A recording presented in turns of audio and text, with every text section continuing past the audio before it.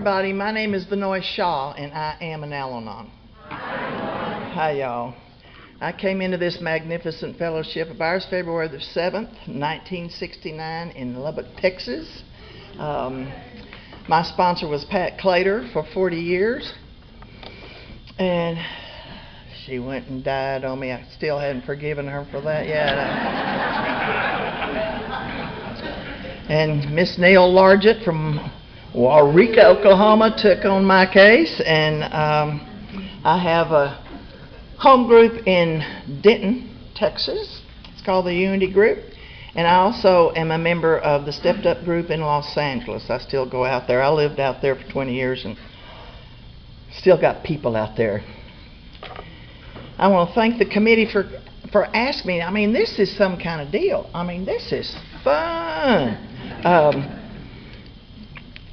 That candle ceremony last night just blew me away. I was crying like a baby. That was just absolutely beautiful and very touching, and I've never done that before, and I've been to lots of places, so I congratulate you on that. A lot of people in this room I love. I got some fellow Texans here.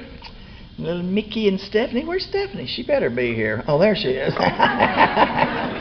And a lot of people I love. So thank you for this opportunity. Golly, there is so much to say and you don't know what to say. Darn, y'all in trouble over there? I mean, wow. Just saw that big old table of people over there. It's like you're behind my back. You haven't been to a lot of bars, have you?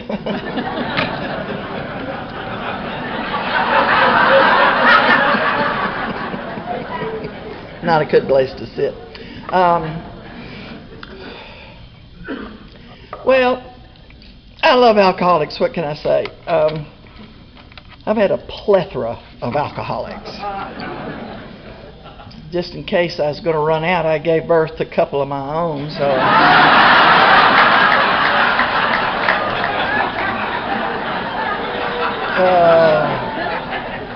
and thank God they passed on the family tradition. I got grandkids that are alcoholics.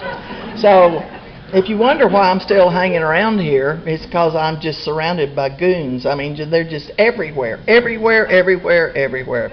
I don't know which is worse, the Al-Anons or the alcoholics. They're just everywhere. So I run off and come play with y'all, and you think I'm smart. That's always the kicker.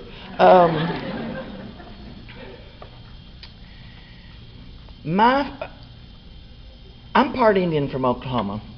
And right off the bat, that was not a good thing to be if you live in Texas. It just wasn't. And everybody kind of sneered at you. And my mother, her mother was a Baptist. I mean, a Southern Baptist, and a lot of y'all in this part of the country, I don't have to explain that. You know what I'm talking about. And then my great-grandma was worse than that. And there was Indians all in there and fighting and drinking. You did drunk Indians and grandmas and aunts and uncles, and it was really pathetic. And we were over visiting that crowd, going to have a nice vacation. And I have three brothers, or had three brothers. My oldest brother jumped into a creek and broke his neck and left him paralyzed. And that changed everything in my family, everything. I had to stay there with some kinfolks that I did not know for quite some time, and then we all came back to Texas, and I was farmed out to other people that I didn't know too well because they couldn't take care of me. I was just a little kid. So I always felt out of place from the get-go. I was just out of the place and didn't know exactly where I fit, and was lonesome for my family that used to be. It just wasn't. So I've been roaming around since, I don't know, 5, 6 years old. I got out in the streets and played with the big girls. You know, they were like 12, and they were telling me things that sounded very exciting, and with the boys and what they did in the garage. And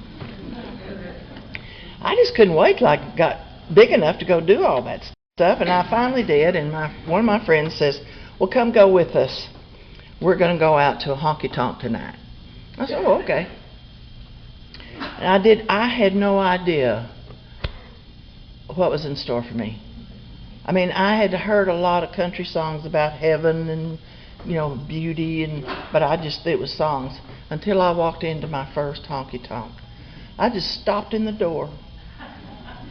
I mean, the lights were low, the music was loud, there was stuff going on. It smelled just like my house. My brother had rotting flesh and old urine and stuff, and the honky-tonk smelled like my house, and it was like, holy cow. Now, I was very tall, skinny, and shy, so I stayed over with the girls, and they were telling me how and what to do with all this. And they would tell me about 11-ish, the guys over there would start falling off the stools, and you need to pick one. And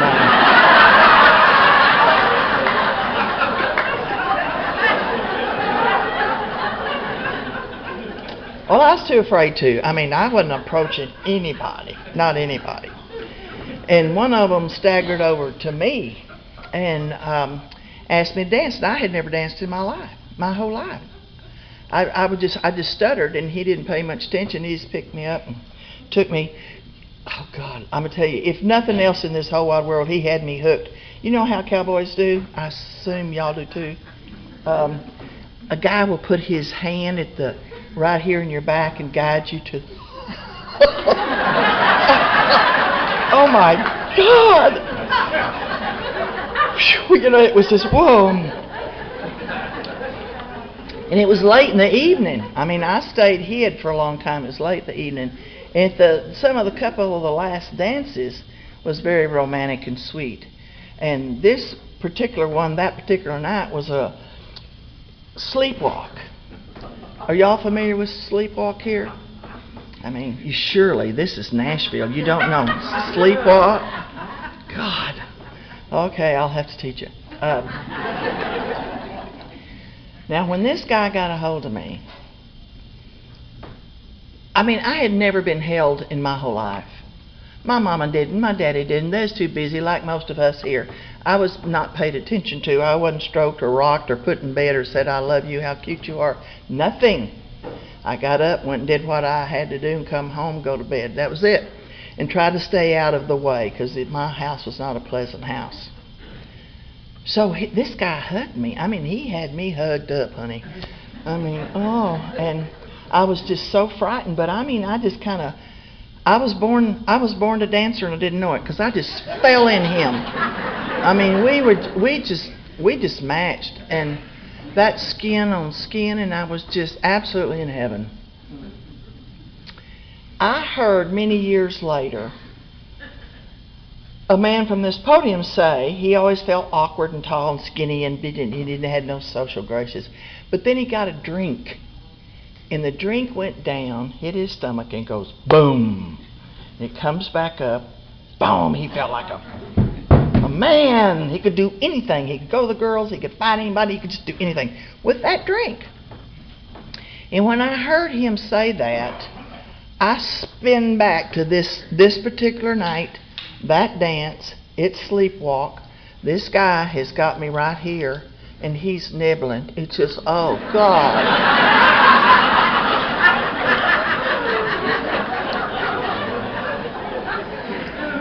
And this is kind of how sleepwalk goes. Now, we're in it. We're just in it. It's near, near, near, near, near, near, near, near, near, near. Then he says it. Here comes my boon. He's right here nibbling, and he says, "Sugar, I need you."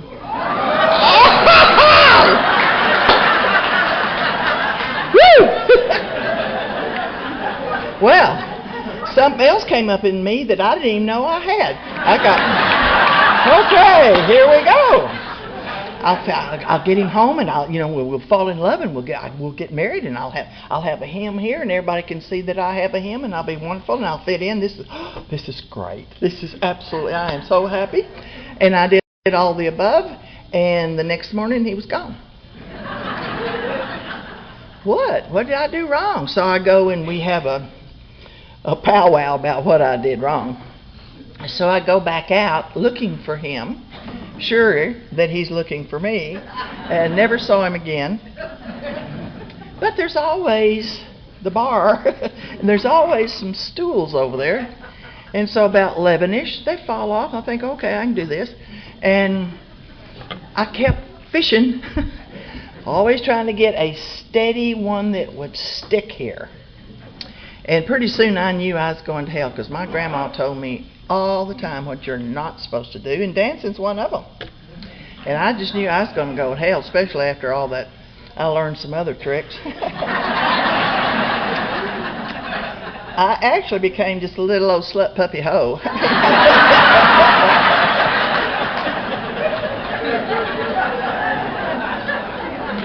And that's hard work. I mean, come Friday night, the girls would come over and we'd be trying to get dressed, and I'd slip my jeans on and fall back on the bed, and I'd get the coat hanger and put it in that little catch and pull it up, and two of them would come and shove it and button it, and then two of them would pull me up. And I was ready to go.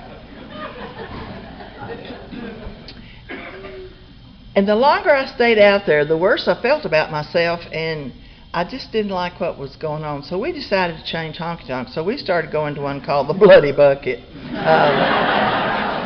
It didn't even open up till like 2 a.m. And there was the most wonderful characters out there you've ever met in your life.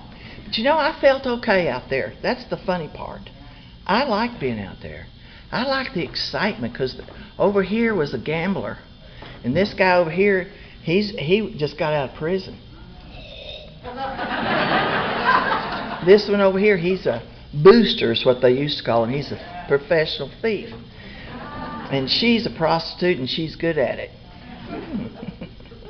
Oh, and then there's pimps, and there's whatever you can think of, they're in the crowd. My God, how exciting can life be?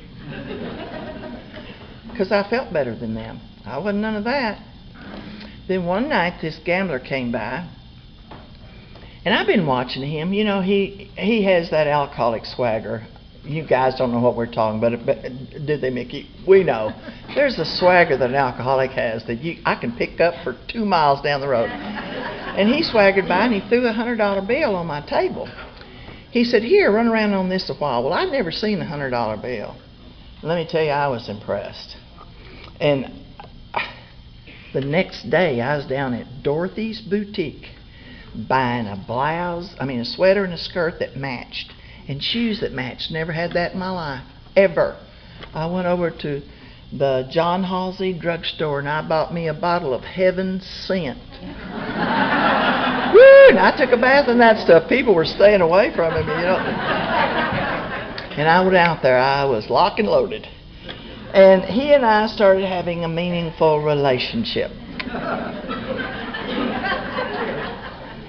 I just love the terminology today and the stuff that goes on today. It's just so funny to me. This is sidebar, and I'll probably forget where I'm at, but I was trying to get a drink of water last night. And I got one of those little cups, and I went down to this water jug thing, and I punched, and nothing. I couldn't figure out how to get any water out of that thing, and I punched. So I walked down right out here, and there's one that had those little numbers in a window. A bunch of numbers. I just wanted a drink. I could not get a drink out of that water jug.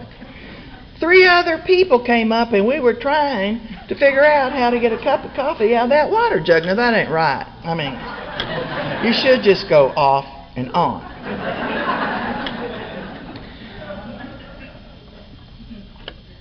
Today, they say that. My day, they would say they're shacked up. And that's what we were. We were shacked up, that respectable. And I became pregnant with my daughter, Tracy.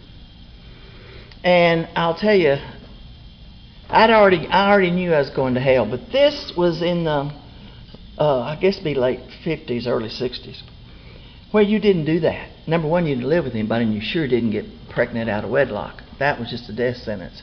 It was humiliating to any and everybody around you. And my folks, boy, the looks that I got from my folks. I didn't go around them during that pregnancy at all. And when I had her, he came to the hospital and he said, "You know, I've done all I could do for you. You're going to have to move out and find another place to live. Well, something else popped up inside of me that I did not know. And a lady named Marcy White taught me these things. She said, we talk about alcoholisms all the time. It's what makes up the characteristics of an alcoholic. She said, I've discovered that we Al-Anons also have isms. And she made a list of 8. We've got about 58 now, where, all the things that make up our personalities, which just merges with the alcoholic. My sponsor used to say, the horns in our head fit the holes in their head.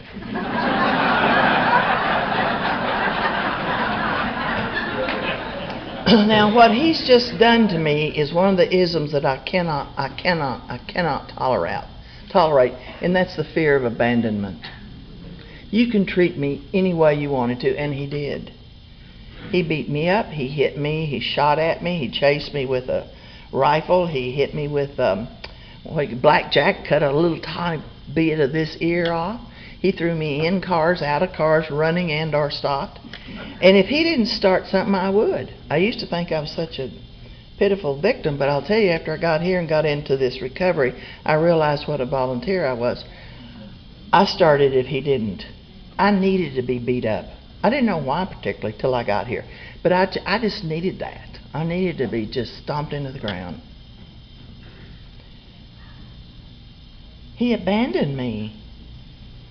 What can I do? What can I do? Well, another little ism popped up, and it's called manipulation. I will manipulate this guy over in this part of town that he can't stand, and we'll go out to the bloody bucket. He'll see me with him, and he will be so jealous that he will come get me. That was a good plan.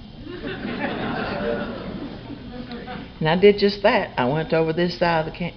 I hate telling this. I really hate telling this. I went over across town and I heard the funniest thing. This woman has water following her husband at some party or something. He drinks scotch. So she had a big glass of water, and she'd go around and pour water when he wasn't looking to make it thinner. So she would, I took the whiskey and was pouring whiskey into the water to make him drunker faster so I could manipulate him into going over there, because he would have never gone over there. It's like gangs. You stay in your hood, you don't go, and he wouldn't have, but I manipulated that. And we got out of there pretty quick. Somebody came and told me, you've got to get out of here. There's going to be some serious trouble. So we left. A couple of days later, they came and knocked on my door at dawn. Knocked on that door, and I opened it, and I could see the sun was, it was still really dark, but you could see the sun. And my friend said, well, the gambler just took a shotgun and blew that man's head off. And I still see it today. I thought, look, the sun's going back down, because all that's getting black back there. And there was a pain in my throat and chest that I couldn't breathe. I couldn't utter anything. And all of a sudden, I thought, oh, and I went, boom. I stuffed that feeling so deep down in me that it took many, many years to come back to light. And I said, oh, that's too bad. And what a hideous, hideous, hideous time that was. It was all over my little town, Lubbock, Texas. It was all over the newspapers. I went by my mother's house. I was scared. I was sick. I had this baby. And I walked up, and the screen door was locked. And she came to the door, and she said, please, I'm not letting you in. We don't want you coming in and out of here. We don't want the neighbors seeing you. And if anybody asks if you're our daughter, please tell them you're not. And I said, okay, Mama. I knew what she was saying was right. That didn't bother me, because I knew it was right. I had humiliated my family and my parents. They were just good parents. They were just trying to struggle to keep my older brother, who was paralyzed. Daddy lost his business over that. They were just trying to make it, and here I was. So I left. I had a little bitty teeny tiny trailer, and I remember staying in that trailer thinking, I got to do something different. I don't know what's wrong with me. I got to do something different. It was in the early 60s when people were tearing up their draft cards and burning the flags and stuff, except the Cowboys. They weren't. So I got some friends and I said, let's go to the rodeo grounds, and so we did. You know, all American red-blooded cowboy. That would make me feel better, not to be in those dark dungeons with those people. Just be around the cowboys. God, that's got to be right. So I go over there and we're watching the rodeo, and then after the rodeo there's a big slab and there's a fence around it, and there's a band at this end, and the cowboys lean against the fences on that side, and we leaned against on this side, and we wait till about 11ish till they started falling off the fence, and I'd go grab one. And I did. I got this bull rider. I mean, he was a real cowboy. Came straight off the ranch, and he rode bulls, and he was really good. And he was a great dancer. And I mean, it was a match made in heaven right then and there. He hit me, he was poking me in the chest one night, God only knows for what. I picked up an empty beer bottle, big one of those great big quart brown ones, popped it across his head, which I'd done many times. I turned and ran out the door. He turned and caught me. He got me in the car, spun me around. He said, I think you just knocked some sense into me. I think we should get married.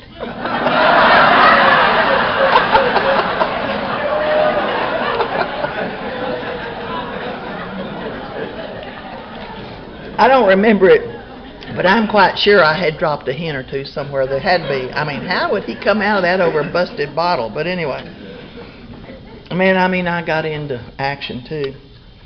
And he liked salty dogs, so I kept that jug filled pretty good so he wouldn't get sober in the next 4 or 5 days. I needed him where I could take care of him. And we got married. Okay, here it is. I'm married. I am married. I thought I would never be married. That was on the scope of anything that I ever thought about or dreamed of.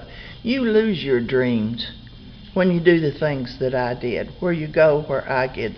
There's no dreams left. I knew what I was. I knew definitely what I was. I was just a piece of garbage that not anybody particularly wanted me. And that I wouldn't go up and offer myself to anybody because I felt so bad about myself and what I'd done. So we were married, and I was going to make this all right. Boy, I'd jump up and I'd fix him the best ham and eggs and biscuits and jelly and gravy and I'd just fix it for him. I'd make him a sandwich to take in his little lunch, and I'd write him a little note about what's going to happen when he got home, and I'd fold it up, put it in the middle of his sandwich, and when he got home, his bath would be drawn, chicken fried steak, taters on the table. God, it was great for the first 6 days.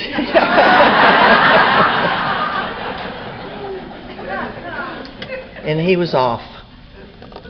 He and Charlie, everybody's got a Charlie, I bet. Charlie came by. And didn't see him for about 2 days. And I'm thinking, what is wrong? What is wrong with me? I've done everything that I've seen the big girls do, that I've read in magazines, that I figured out what to do. What's wrong? I got pregnant with my little son, and I thought, oh my gosh, this will fix it. He'll want to be home with me, with my son here. The little baby, he will teach him how to ride bulls. And they'll go roping, and they'll do, oh, this is going to be great. It just gave me somebody to hold at the window when I was out looking and trying to find him. That's the only difference that made. And I didn't know. I didn't know. There was nothing left. One Thursday, I was sitting in a rocking chair in my den, and I thought, I just can't do this anymore. He worked out of town all the time, and he'd be home the next day. I had 2 black eyes and a busted lip. And I can't live this way anymore. The neighbors didn't speak to him. My kids couldn't play with any of the neighbor kids. My family didn't have anything. I had 2 people left in my life, 2 girlfriends. Mainly because they got beat up and they needed a place to come when they got that way, and I'd go over to their house. It was not a pleasant place. And I thought, I've got a bunch of those pills in there. I'll just take those. My kids were in the back bedroom playing, and then I thought, well, Who will find the kids? Where will I send the kids? There was absolutely no place for my kids. And that's what literally the only thing that stopped me. So I'm sitting there, and then bam, I had read in Ann Landers an article a woman wrote in about her drunk husband, and what I thought it said was, contact Alcoholics Anonymous. So I just got up, went to the phone, called, looked, beep, call, beep, oh, call this number, come over. Now I don't ask anybody for help. I don't tell anybody what's going on with me. I will never, ever ask anybody for anything. Number one, they would probably turn me down. And number two, who am I to ask anybody for anything? And that day I was just like this. And I went to this lady's house. She was a sober member of AA. Her house was clean. She asked me to come back to the den, and we walked through the kitchen, and I remember her kitchen being so clean. I thought, where's all of her dishes? Because they weren't in the sink. In a few minutes, her husband came in, who was a sober member of Alcoholics Anonymous. And they talked to me a long time. I don't know. It was a long time. And they did not poo-poo me off because I was just an Al-Anon. I want to thank this convention. Two things: for asking an Al-Anon to share your podium, and for asking me for that privilege. And I want to thank you because last night, that candle thing just blew me away. And everything he read, he added an Al-Anon. And let me tell you, that's not everywhere in this country. They are so separated that it's just heartbreaking. I was at a conference a couple of weeks ago, and there was nearly 400 people there, and there was 16 Al-Anons. Where are they going? Where are we going? What are we doing? It's just heartbreaking. And they didn't poo-poo me off, and they took me to my first meeting. He got out, tried to open the door for me, but I didn't know what he was doing. He went to the clubhouse door, and he opened the door, and he stepped back, and he looked at me. And he's holding that door, and I'm looking at him. And I thought, what's he doing? He just standing. I thought, why didn't he go in? And he just looked, and finally he said, holy cow. He really had mistaken me for a lady. He was holding the door open for me. I saw that in movies. I knew what he was doing. I was stunned. I was just stunned. That's my first introduction to Alcoholics Anonymous. There was a gentleman.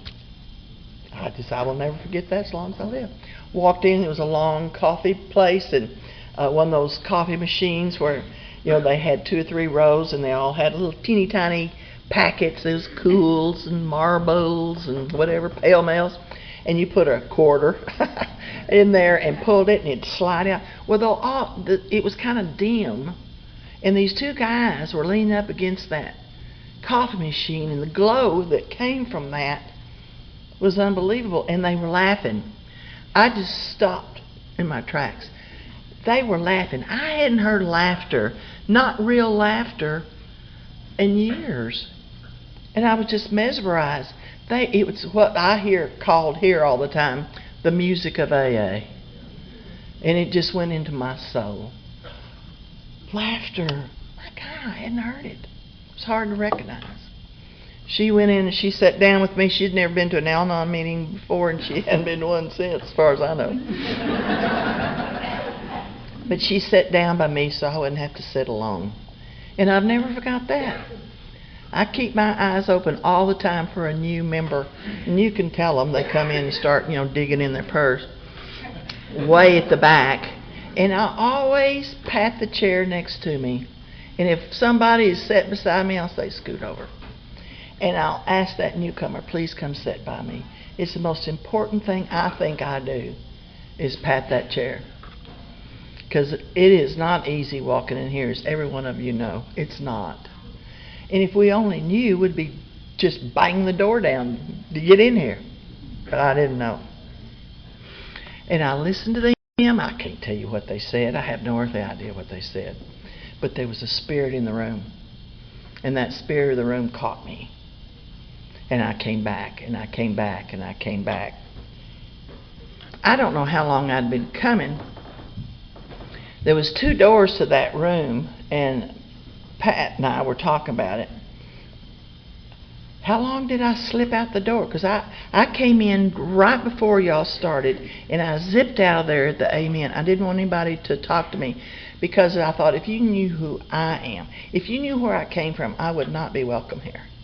Because y'all look clean and pressed like you do today.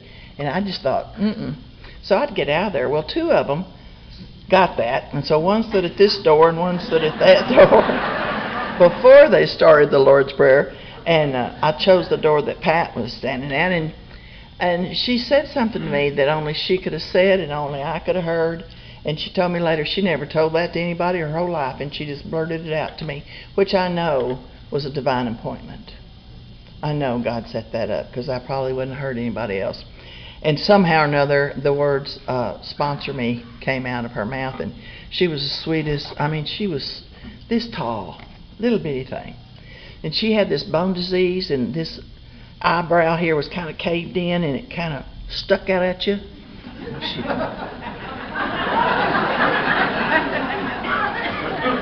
And it was about 30 days before I got that. You know, she was so sweet and nice, and about 30 days in, holy cow. She bought me a big book of Alcoholics Anonymous, and she said, we're going to read this and study this so you'll know about the disease of alcoholism. I heard this morning some sweet things in these meetings. And she said, if you don't understand the disease of alcoholism, you will never get this, ever. That you're dealing with a disease. You're also dealing with your own. So let's study the disease and see where we go. And I worked through the steps with her, and I had no idea if God didn't want I had no evidence whatsoever. Didn't even want to go close to that. And told her so. And she said, I don't care. She just kept on going. And she said to me, do you believe that I believe? And I said, yes, I do. She said, just believe in me and my God then. And that's the way I started. She said, you got to say, please, get on your knees, please in the morning, thank you at night. I said, to who? She said, the ceiling. I said, okay. And that's what I did. I mean, she knew, somehow or another, she knew what she was dealing with. She's the kindest woman in this whole wide world. There was a convention, so they took me to a convention. And I heard stories from up here. I couldn't believe it. I absolutely could not believe what I was hearing. And I didn't feel so bad anymore. I could sit all the way down in a chair. Y'all were talking about miracles and coming from places that I never even thought about. And you were here. And you were sharing your life. And I just fell in love with y'all. I mean, I just fell in love with you. This cowboy, like I said, worked out of town on weekends, and he was noticing something was going on. And one of the guys told me, you know, he'll think you're getting happy. He'll think you've found the man. Sure enough, it wasn't a few months. He said, what have you been doing? You know, where have you been going? So I did what they told me. I said, I have a problem with your drinking. If you don't, that's up to you, but I do. And so I'm going down to this place. And he didn't think anything about it for a while. But the more I got better, the worse he got. And it got really ugly. He tried to stop me from going. He tried to scream. He'd hide the keys. It wasn't good. And I told him, without those meetings, we will never stay married. I got to go. So eventually, of course, I had to leave. When I left, you know, people would say, why do you stay there? Why don't you leave? And I would say, I'm going to leave as soon as I get the kids through, as soon as we get this paid off, I'm going to, I guarantee you. I could no more leave than an alcoholic if you ask him, why do you drink? Stop drinking. There was no difference. I couldn't. And I can't tell you why. I just couldn't till it was time.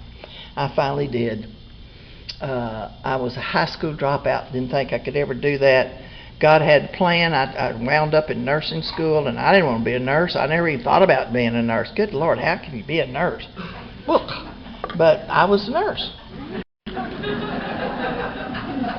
And graduation night, there was this huge, big old church, and this section was all full of people. And I looked down, and they had asked me to get up and give the class response.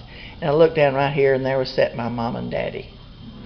They had invited the neighbors to come and see me get my cap.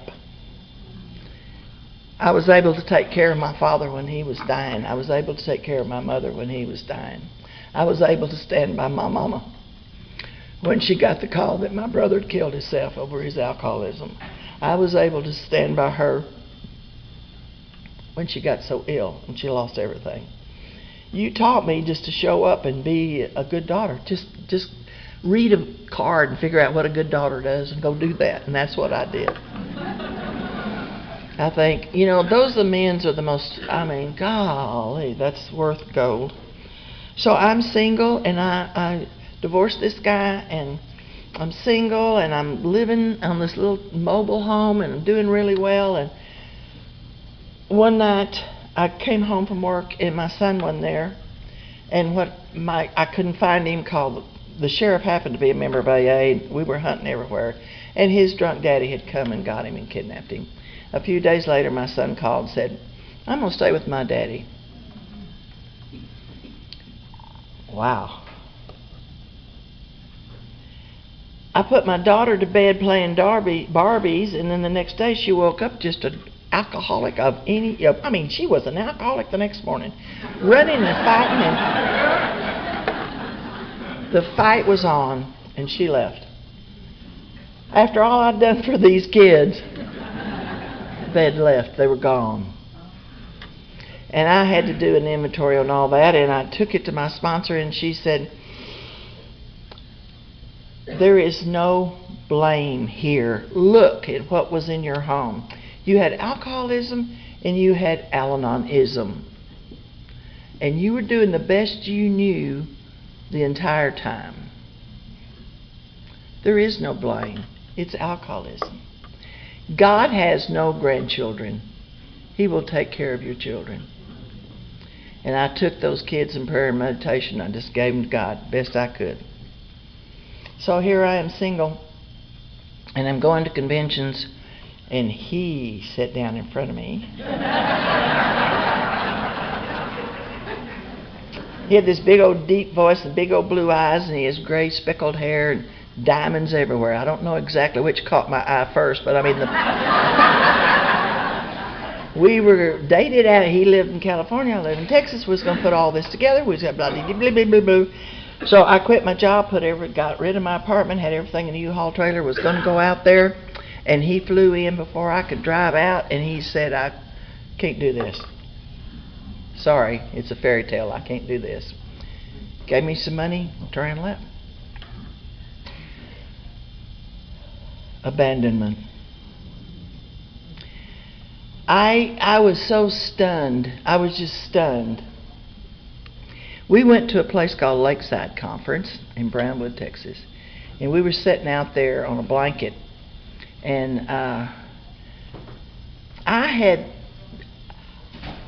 to me, I knew how I could get back at God. I wasn't mad at Jim.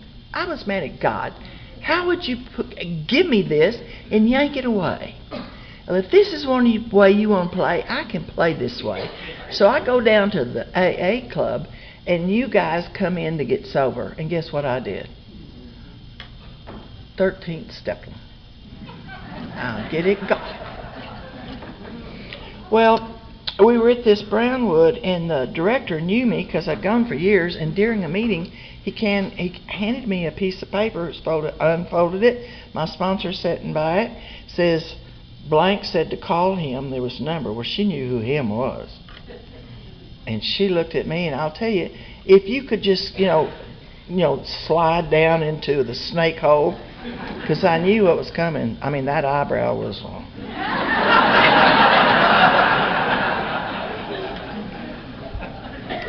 And here's another thing I wouldn't tell you if my sponsor didn't make me. I thought, well, when she dies, I could tell, not tell this anymore. And she said, "What are you doing?" And I said, "God betrayed me. He gave me all this and he just betrayed me." She said, "Really?" Do you think you recognize that because you betrayed God? I heard that. I heard it. And then I started crying. And I said to her, there's something about you I've never told you. I've never told a soul. I didn't ever want to have to say this, but this is the truth. I am unlovable. And I don't know why. I'm unlovable. Everybody who's been major in my life has sooner or later left me. And I'm just unlovable. And I was sobbing at this point. Oh, Pat, like I said, she's little bitty, and she got me, and she put my head on her shoulders, and she's rocking me, and she said, oh, Vannoy, that's not true, because I love you with all your warts. And if I can, with my human love, can you imagine how God can with His love? And I heard that. I heard it. And I said to God, if you will just let me go back to my group, because my group, half of them knew what I was doing. Nobody said, you've got to leave. Nobody shunned me. They just gave me that look. Like I know what you're doing. I thought, God, if you just let me go back to my group, just let me take out the trash. Just let me make the coffee. Let me just scrape out the ashtrays. If you just let me be there, I will do anything you ask me from this day forth. Anything. And I have. You ask me something, and if I'm physically able, it's yours. I'll go anywhere. I'll do anything that you ask me. I got back and I got some kind of sense of okay, and I go back to that same convention that I met that dummy about 2 years later, and here he came. Bob White said, he's here. I said, who? I knew exactly who he was talking about. So he came to me and he actually made amends. He told me how scared he was, and he'd been doing some work. I'd been doing some work, and God saw fit to put us together, and I rode off with this white horse champion hero to California. We got married. He brought 2 kids that were goofier than mine, and all grown kids, and we made a life in California. In the meantime, my daughter went, when I was back home for a visit, my daughter went to the Lubbock Convention with me, and she heard her story. Now, she didn't go to AA meetings. She just happened to go to that convention because I was in town. She heard her story, and she got sober. She was sober 10 years and went out. Tried to commit suicide. Sober and went out. And in that 10 years, she had found a guy in AA, and they got pregnant, then they got married, and then they got divorced, and then Jim and I got them in California. So she was out there when this happened. She sent my little granddaughter to Maine to live with the daddy. Sheila got pregnant, not married, and I told Jim I know what this is like. And we helped her, and she has 33 years sober. And we helped raise both of these grandkids. And both of them, right this minute, are sober in AA. My brother's niece, my brother who killed himself, his daughter, my 2 daughters 12-stepped her, and right now she's sober in AA. You know, it's, how can I say thank you? We were out in California being very busy doing the things that we do. His son was out there, and he wouldn't have anything to do with his daddy. My son had grown and moved to Indiana, and we saw each other, but it was really scant. So we were out there. We had a magnificent life. And one day Jim's shoulder was hurting him. And the next thing I knew, he had cancer, and the next thing I knew, he had 2 months to live, and then he died. He just died. He taught me so many things, dying. It was unbelievable. I found out we'd been embezzled upon his death. Lost my home. I lost everything. We was living in Palm Springs at the time, and I go back to California. Okay, this is it. I can and I will do it, and I did, and I did. And I was out there for a long time doing what I do. I just didn't know what to do except go to meeting. Take my phone calls, and I survived. I did survive, and I was doing well. My little company was bought by a big company. The big company fired all of us a few years ago. And I thought, man, everything that I owned was in storage from Palm Springs. I was just waiting for, I don't know what I was waiting for, but it had been in storage for several years. I said, come back home. So I went back to Texas. The exact same moment I was being transferred back to Texas, my son, who had lived in Indiana for like 25 years, was being transferred to the exact same town. He lives 8 miles from me. In fact, I live in my daughter-in-law's house. My son and I were going to get together and get a little piece of land, and then he met this blonde. Blondes have been the bane in my existence forever. They're always getting in the way. Real ones, I mean.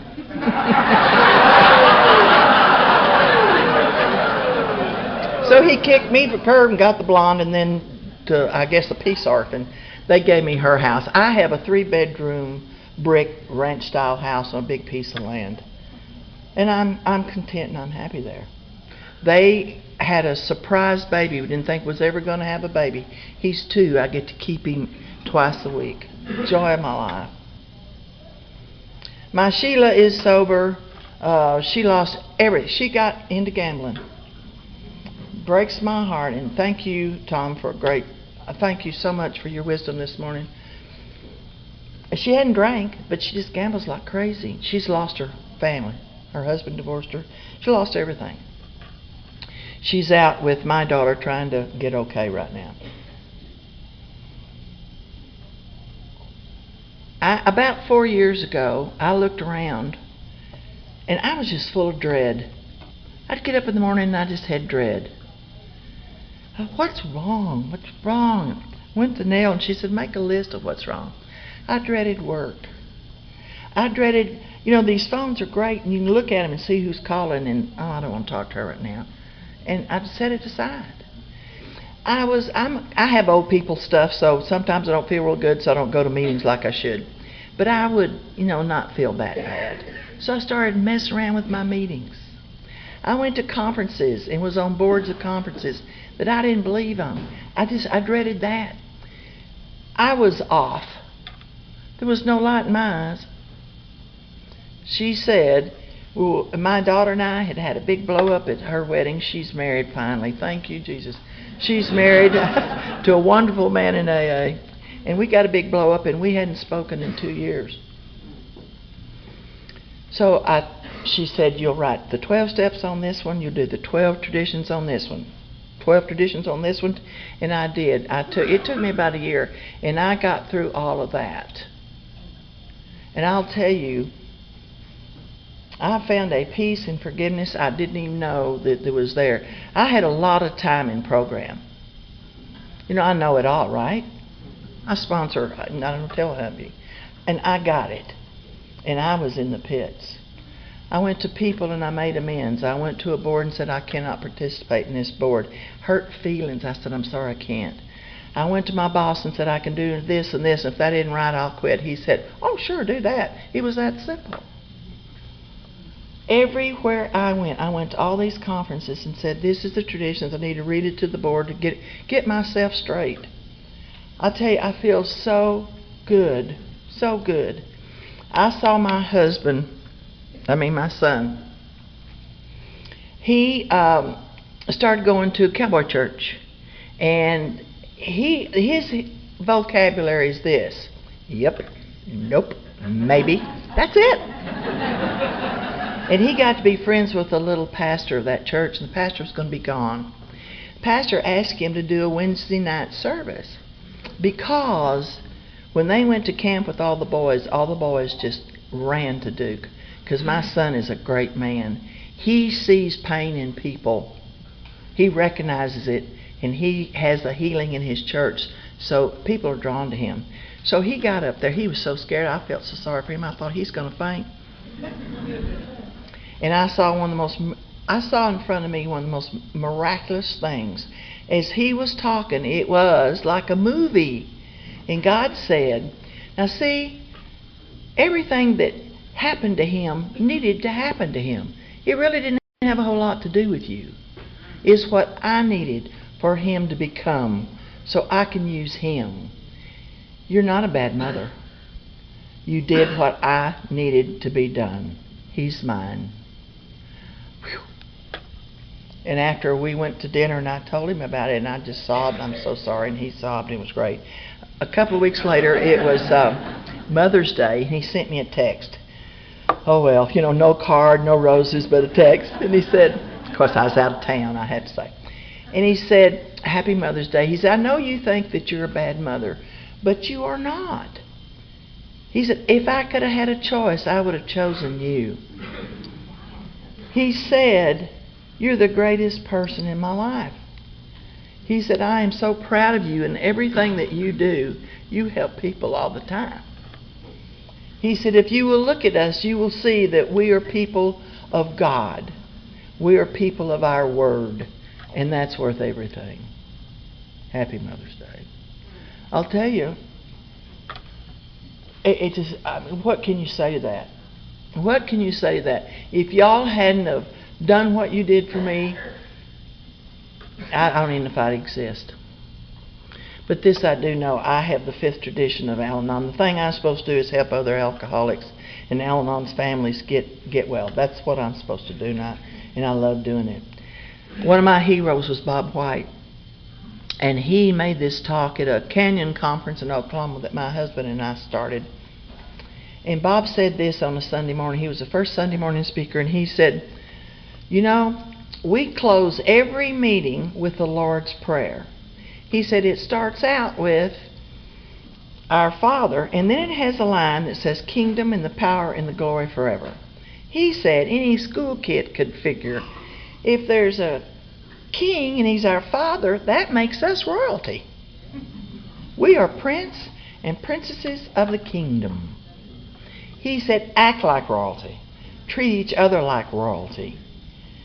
And when he said the power is in these rooms, the power is within us that we share together. And the glory is God really comes down on us. Now, I don't always feel that at that moment, but I'll tell you, I can go home or next Tuesday or next Wednesday, I think, oh yeah, because God is here. I can always feel Him if I'll be still and listen and look. I'll see God. Look.